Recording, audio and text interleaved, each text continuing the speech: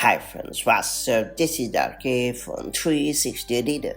It's time to learn how to customize journaling schedule on iPhone and iPad.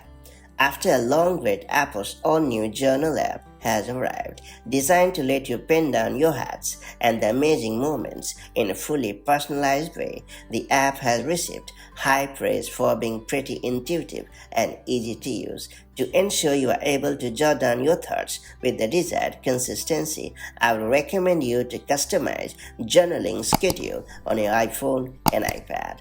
That said, let me show you how it's done the quick way. First and foremost, open the Settings app on your iPhone or iPad. After that, scroll down and tap on Journal. Then tap on Journaling Schedule. Then turn on the toggle next to Schedule.